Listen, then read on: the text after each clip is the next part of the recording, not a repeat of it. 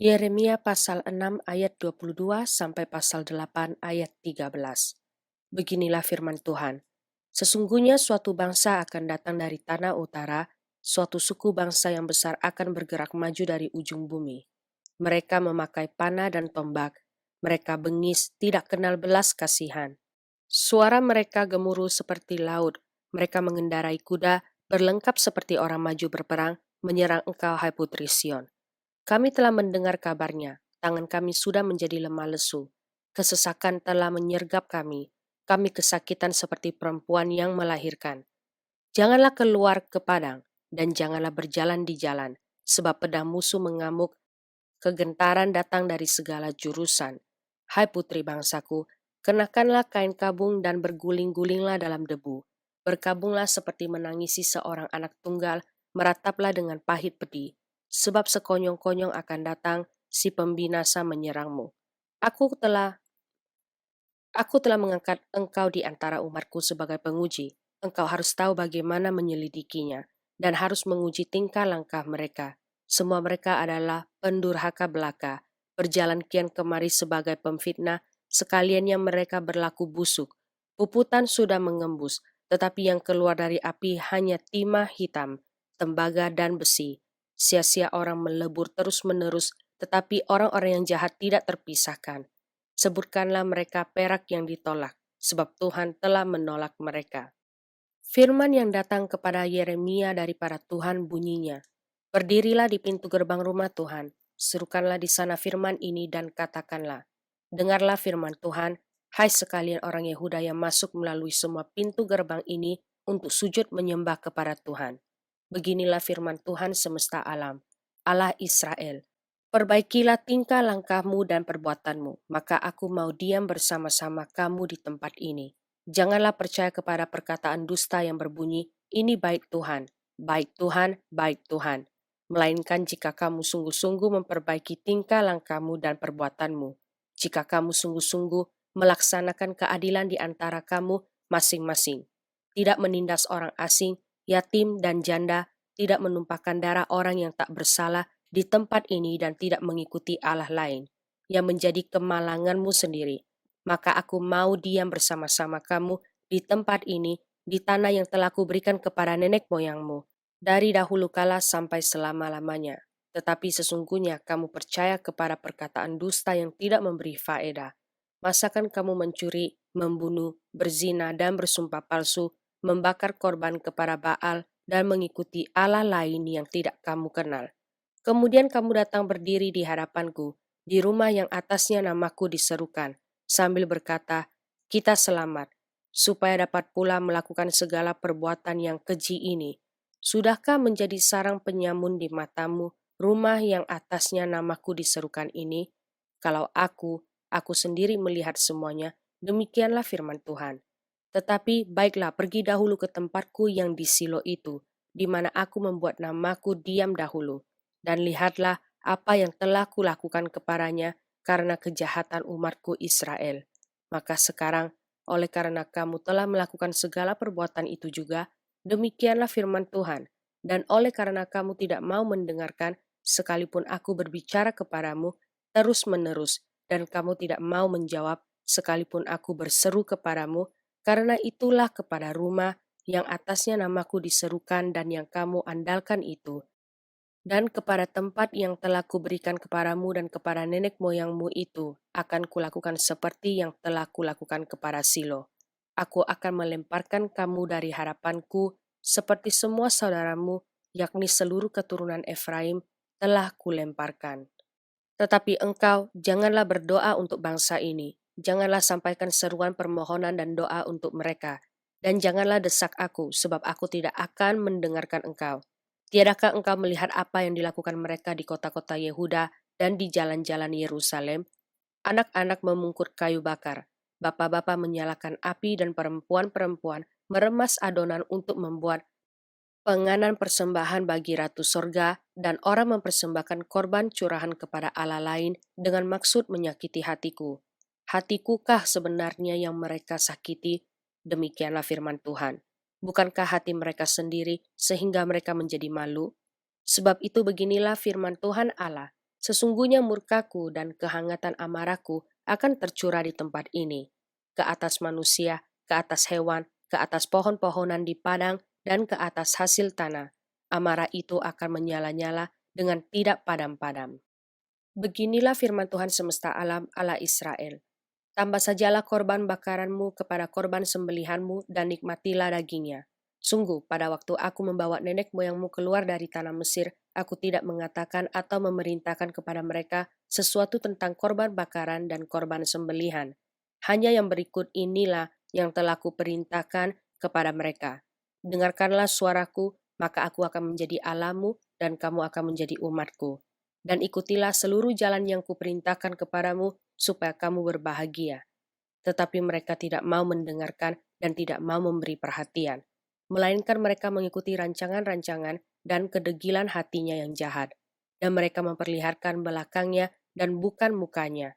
Dari sejak waktu nenek moyangmu keluar dari tanah Mesir sampai waktu ini, aku mengutus kepada mereka hamba-hambaku, para nabi, hari demi hari, terus-menerus, tetapi mereka tidak mau mendengarkan kepadaku dan tidak mau memberi perhatian. Bahkan mereka menegarkan tengkuknya berbuat lebih jahat daripada nenek moyang mereka. Sekalipun engkau mengatakan kepada mereka segala perkara ini, mereka tidak akan mendengarkan perkataanmu. Dan sekalipun engkau berseru kepada mereka, mereka tidak akan menjawab engkau. Sebab itu, katakanlah kepada mereka, inilah bangsa yang tidak mau mendengarkan suara Tuhan Allah mereka, dan yang tidak mau menerima penghajaran. Ketulusan mereka sudah lenyap, sudah hapus dari mulut mereka. Cukurlah rambut kepalamu dan buanglah. Angkatlah ratapan di atas bukit-bukit gundul, sebab Tuhan telah menolak dan membuang bangsa yang kena murkanya. Sungguh, orang Yehuda telah melakukan apa yang jahat di mataku. Demikianlah firman Tuhan.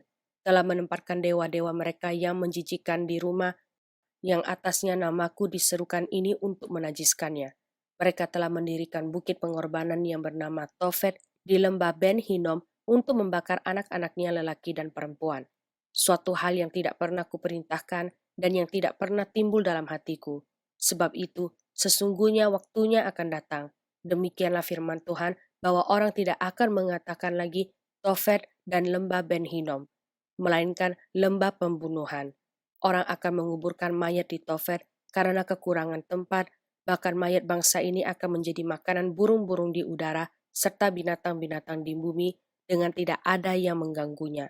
Di kota-kota Yehuda serta di jalan-jalan Yerusalem akan kuhentikan suara kegirangan dan suara sukacita, suara pengantin laki-laki dan suara pengantin perempuan, sebab negeri itu akan menjadi tempat yang tandus.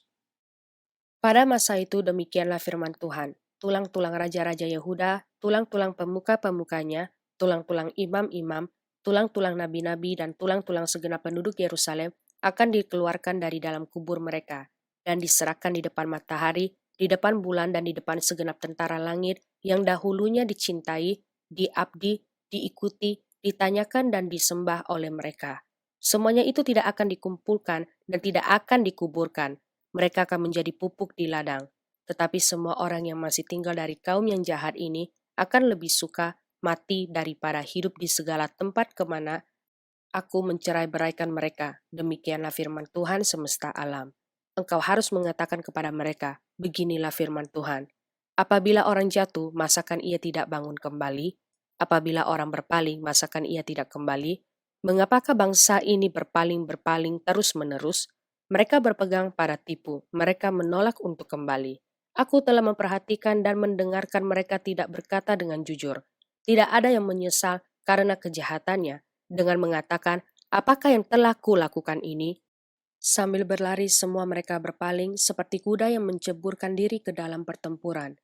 Bahkan burung ranggung di udara mengetahui musimnya. Burung tekukur, burung layang-layang, dan burung bangau berpegang pada waktu kembalinya, tetapi umatku tidak mengetahui hukum Tuhan. Bagaimanakah kamu berani berkata, kami bijaksana dan kami mempunyai Taurat Tuhan?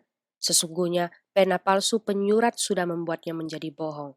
Orang-orang bijaksana akan menjadi malu, akan terkejut dan tertangkap. Sesungguhnya, mereka telah menolak firman Tuhan.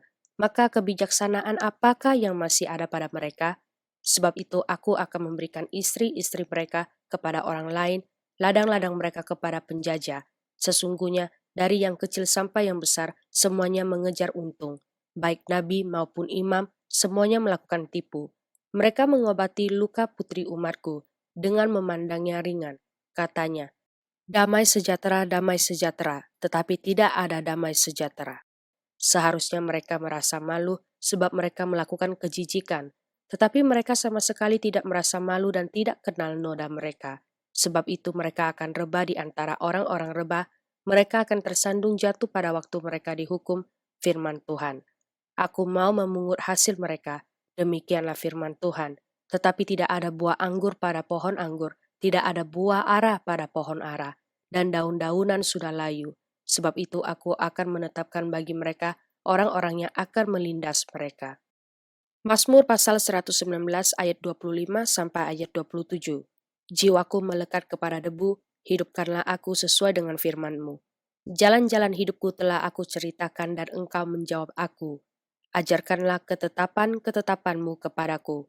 Buatlah aku mengerti petunjuk titah-titah-Mu, supaya aku merenungkan perbuatan-perbuatan-Mu yang ajaib.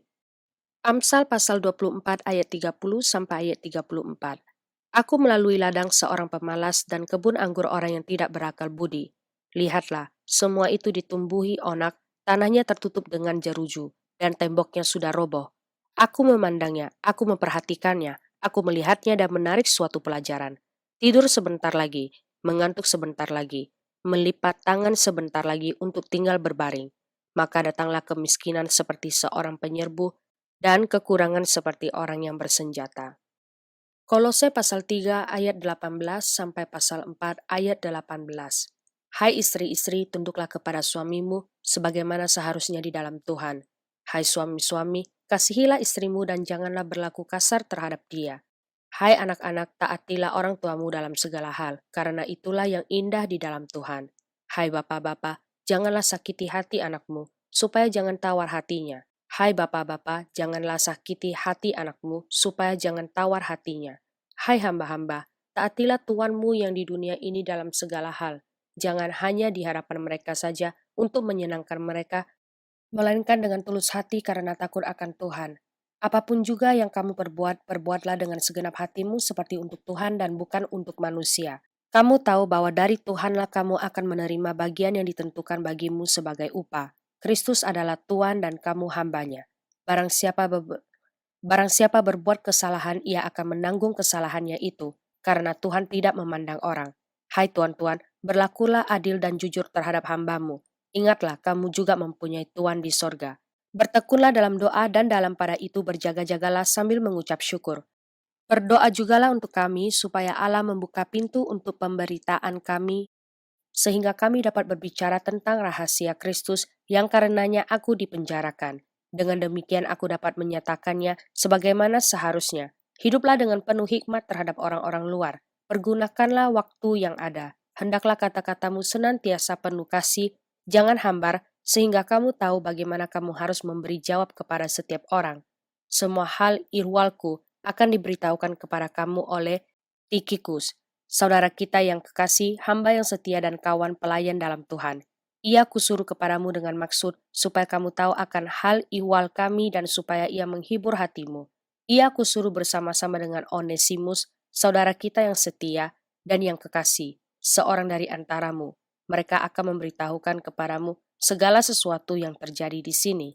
Salam kepada kamu dari Aristarkus, temanku sepenjara, dan dari Markus, kemenakan Barnabas. Tentang dia kamu telah menerima pesan, terimalah dia apabila dia datang kepadamu. Dan dari Yesus yang dinamai Justus, hanya ketiga orang ini dari antara mereka yang bersunat yang menjadi temanku sekerja untuk kerajaan Allah. Mereka itu telah menjadi penghibur bagiku. Salam dari Epafras kepada kamu, ia seorang dari antaramu, hamba Kristus Yesus yang selalu bergumul dalam doanya untuk kamu, supaya kamu berdiri teguh sebagai orang-orang yang dewasa dan yang berkeyakinan penuh dengan segala hal yang dikehendaki Allah. Sebab aku dapat memberi kesaksian tentang dia, bahwa ia sangat bersusah payah untuk kamu dan untuk mereka yang di Laodikia dan Hierapolis. Salam kepadamu dari tabib Lukas yang kekasih dan dari Demas. Sampaikan salam kami kepada saudara-saudara di Laodikia, juga kepada Nimfa dan jemaat yang ada di rumahnya. Dan bila mana surat ini telah dibacakan di antara kamu, usahakanlah supaya dibacakan juga di jemaat Laodikia, dan supaya surat yang untuk Laodikia dibacakan juga kepadamu. Dan sampaikanlah kepada Arkipus, perhatikanlah supaya pelayanan yang kau terima dalam Tuhan kau jalankan sepenuhnya. Salam daripadaku Paulus, salam ini kutulis dengan tanganku sendiri. Ingatlah akan belengguku, kasih karunia menyertai kamu.